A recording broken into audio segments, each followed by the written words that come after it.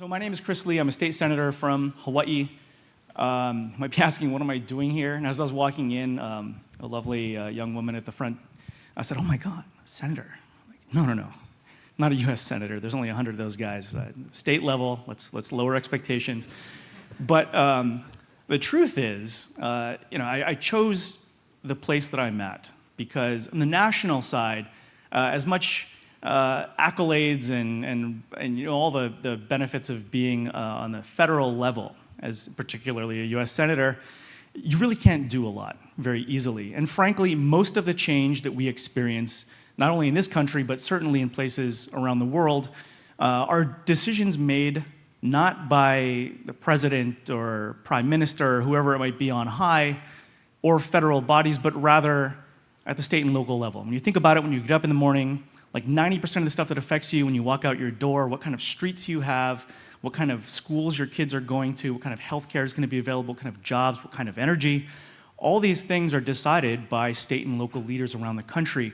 And I raise that because there is a huge disconnect between what's happening, I think, in the news and the media, and especially, I don't know if you guys are aware, there's an election coming up where all the attention is focused, but a lot of the actual rubber meets the road is happening right in our own backyards. Here in Austin, here in capitals, in town halls, and all sorts of things all around the country. DC politics fundamentally is often gridlocked. And I don't want to discount the amazing foundation that was set by our federal government here, the Biden administration and Congress passing the IRA and some of the other sort of core investments that we haven't seen perhaps in a generation in this country that aren't going to be transformational overnight, but are certainly building the infrastructure for the long term.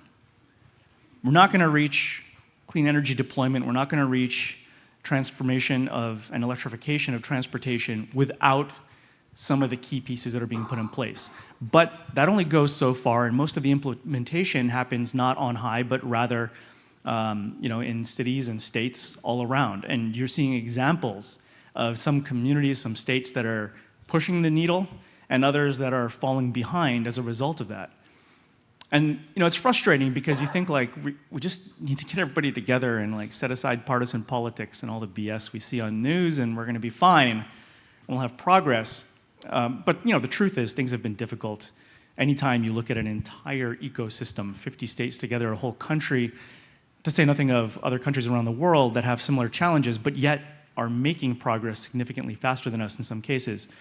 And it's frustrating because when I started, I've been in office for 16 years now. When I was first elected, it was taboo to talk about anything that wasn't part of the sort of establishment politics and business industry at hand. In particular, we talk about stuff like this. I mean, 16 years ago, electrification of transportation was a far speck on the horizon at that point. Same with electrification of our electric grid. Same with clean energy and renewables on our electric grid. And at the time, when I first started out, it was taboo to talk about climate change. It was taboo to talk about sea level rise, which would impact big landowners down by the shoreline who suddenly are going to have to deal with insurance and all kinds of other foreseeable things that they're going to have to explain to shareholders. And for the first actually 3 or 4 years of being in office and collaborating with legislators, Democrat and Republican around the country at our level, I was just frankly frustrated and kind of over it. I wasn't going to run for re-election after that, 3 years in, and just felt like this is not for me. There are probably better ways to go change the world. And that changed one day when I was actually giving a talk just like this. It was actually, I had a presentation, a slide deck, which again, having not forwarded on because I was bouncing around between airports, my bad. But in it, there's a neat video because it was when I was giving this talk, which was televised at the time, I had a stroke like mid-talk, like a pretty massive thing that I didn't realize at the time what it was, but ended up in the hospital for a week, and it was 6 months of recovery. And long story short, thank God for the folks at the hospital there. I got out with 100% recovery. But I had about a week to sort of sit and think about all the stuff that I wanted to do that I was unable to do, and in particular, these issue areas, the intersection of how we deal with clean energy and our economy and our future and all the things we need to do, not only to innovate, but to set a better path for our next generation. And what I realized was, first of all, had I not run, the other guy would have gone in. He was pretty terrible. So there was a win in stopping that, at least, and not going backward. But it also made me realize, like, I really regretted having run for office, because if this was sort of the end of my life as I effectively knew it at the time, sitting in a hospital bed thinking about this incessantly, there's a lot of other stuff in life I would have much rather done than, go through a whole election and all this stuff and achieving nothing. And having nothing really, most of all, to show to all the people that supported me and my family and everybody else who believed in me even when I didn't believe in myself. And that was the worst feeling I think I've ever experienced. It was just absolute failure and disappointing everybody around me and having nothing to show for it. And so I promised myself then and there that if I'm able to come out of this, I'm going to keep trying. And screw politics. If I don't get reelected, I don't get reelected. But at least I won't have the regret of having not tried. And so ended up kind of reinvesting and changing the way I approach things, and took a very rather aggressive approach in ways that I was sort of straddling the fence like everybody else before, trying not to upset anybody. And the truth is, you're going to upset anybody no matter what you do, so might as well own it. And so in Hawaii, ended up in 2015, we passed a law that I wrote that mandated 100% renewable energy by 2045. The next year, passed another law which reformed our utility business model and the way that our investor-owned utilities recover revenue and transform them fundamentally into now one of our biggest advocates for advancing renewables and investing in the transportation sector and all these things. And we converted all our state and county fleets, set a law mandating that, all electric. We're well in the process right now.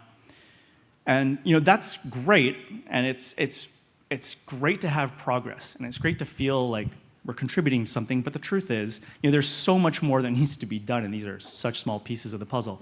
And politics, which is obviously the field that I come from, plays into all of these discussions. And every piece of that last panel, which I really enjoyed, I'm thinking like, I know why in some cases these things are possible or are not based on laws and regulatory regimes and programmatic rate design and all this stuff that ultimately, we need help. We can advance it if we put in place the right guidance and support and incentives rather than trying to hold things back. And right now, Hawaii, just to put in context where I come from, we're well on our way. We've quadrupled renewables on our grid the last 10 years. We're second right now to California in overall EV saturation and adoption, which is interesting because we have some of the lowest rates of publicly available charging infrastructure in the country. We don't have direct incentives for the adoption of EVs, no direct cash rebates or anything like that. So the question is, why are we seeing that change, which I'll get to in a minute, but largely it's because of the nexus between rooftop solar and DER prevalence, and people realizing that, hey, if I've already got the stuff on my roof, like, why don't I zero out my electric bill too? My gas bill too. And that's something that's been driving for us. We got about almost 40% of our single-family homes that all have PV throughout the state. And now EVs are quickly catching up to that same degree in those neighborhoods. And it's almost a one-for-one match, which is fascinating. California being sort of the driver of a lot of this. And I do a lot of work with some of our colleagues there, energy commissioners, the CPUC, and others who've been fantastic leading. They're at just over 25, maybe 27% now as we speak, of new vehicle sales. I just got back from Norway with a few of them, where they're at 96% new vehicle sales, and by 2026 we'll be at 100% new vehicle sales that are EVs. This is driven in large part by a whole slew of factors that we can take advantage of here in the US and at the state level as well. And ultimately, I think we are going to have an easier time than these early adopter states. throughout the country. And just briefly, I don't want to recap what others have said, but essentially, it's way more cost-effective over the long term. It's not only more cost-effective for residents as transportation users, but also as ratepayers on the grid collectively when you have the ability to aggregate behind-the-meter storage, which ultimately V2G provides on a wide scale. Government's pumping billions of dollars and can continue to put that money into those kinds of grid resiliency efforts, which can translate right here. So it becomes suddenly effective to be able to have, for example, government financing of EV adoption to be distributed to, let's say, low-income families or people in certain areas, where you can aggregate that on the grid side, rate base it, or direct finance it. So there's huge opportunity there in the existing streams of revenue that different states and the federal government are providing. Ultimately, EVs are just a better product. I say this, I used to build cars back in the day. I had an 850 horsepower crazy car with an insane amount of torque, but my base level Model 3 that I drive now just feels faster and is frankly way easier to handle and maintain. I don't need to fill it up with methanol and all this other stuff.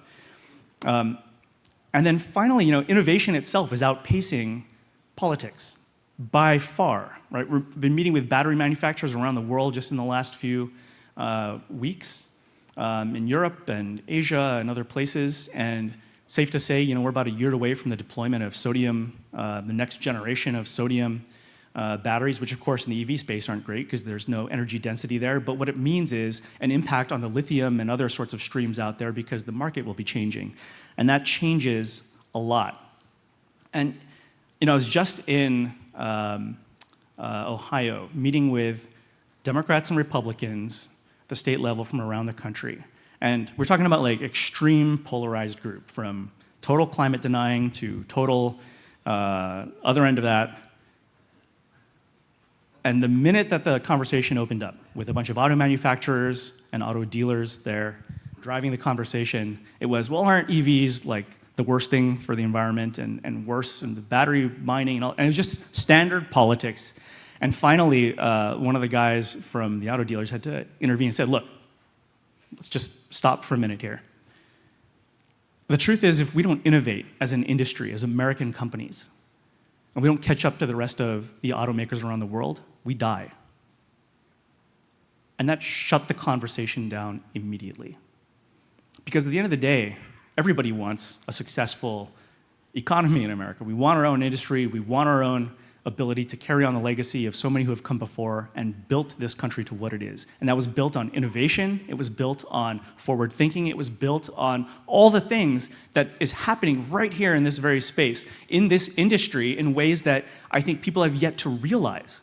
Like, this is as American legacy as it gets, building the next generation of innovation and companies and deployment and all the things that we see to provide a cheaper, better, faster, quicker outcome and way of life and transportation.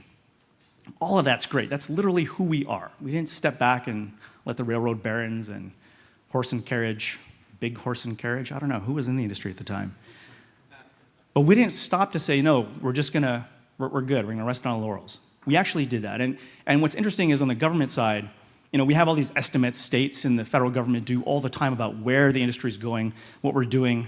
Just to put in perspective a little bit of this, in 2004, I'm stealing this from a friend of mine who's in the Energy Commission in California. In 2004, we were installing about 1 gigawatt of solar per year throughout the world. 2010, it was 1 gigawatt every 3 weeks. In 2015, it was 1 gigawatt every week. In 2022, it was 1 gigawatt every day. And this year, it's 1 gigawatt of new installed solar every 15 hours around the world. And to think about that, the IEA, our US predictor of where things are going in clean energy, every single year it put out its estimate was virtually flat for the future. When in reality, every single year, the reality is it's almost a straight up vertical line. And so when we think about the role of government and what we can do, we have to acknowledge that innovation is changing. I realize I'm just about out of time, so let me move ahead and just say, what came out of this and the politics of EVs. In Hawaii, not only have we brought people together and bridged that partisan divide because of what we've seen that Republicans and Democrats agree on, Clean innovation means jobs. It means lower costs. It means all the things that we can talk about, as well as climate and environment. When we passed our carbon neutral economy mandate in 2018, economy-wide, we did it unanimously. All Republicans and Democrats together. We did it with the governor signing the bill into law with the Chamber of Commerce and labor, industry, and environmentalists. These things can be overcome. And in the same way, in the EV space, we have that same opportunity, and it is happening in states and cities around the country right now.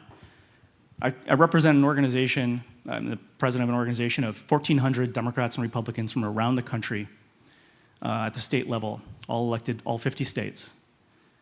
And we collaborate on deploying these best practices that help enable this stuff.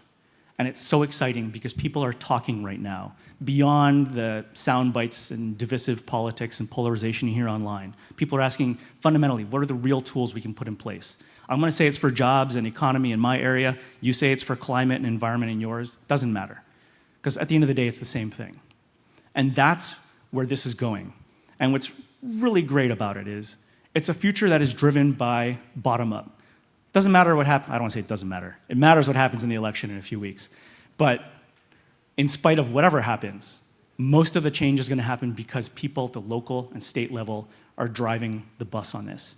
And that's something that I think, from an investment standpoint, we can all get behind. And it creates a level and stable playing field that is spreading from state to state. And I say that because there is no federal mandate on clean energy or any of this stuff. Right? We have some loose targets here and there. Hawaii was the first state to mandate 100% renewable energy in 2015. Today, just 9 years later, because of the work we've done at the state level, collaborating in a bipartisan fashion, a majority of Americans live in a state where there's 100% renewable energy target or carbon neutral mandate or something akin to what we started, because we've spread these things, and they are nonpartisan. They're just fundamentally the right thing to do for economy, for jobs, for the environment, and certainly, I come from Hawaii, where we just lost 102 people in the nation's worst wildfire that was driven directly by warming seas, warming air, climate change, and everything else that for us makes this quite personal. And it doesn't matter what the hell we do on our end to move to clean energy or reduce emissions or any of this stuff if we only do it by ourselves. Because we're all in this together, and the only way we're going to change all of this is together, whether it's for economy or environment or our kids' future. But it's you guys who are doing it. Politics is catching up to innovation. In this case, it is the folks like all of you who are working on this, on the policies, on the regulatory design, on the technology, on the deployment, on the utility side, bridging industries in ways that government could never compel. We only achieve this if you guys succeed. So thank you for what you're doing.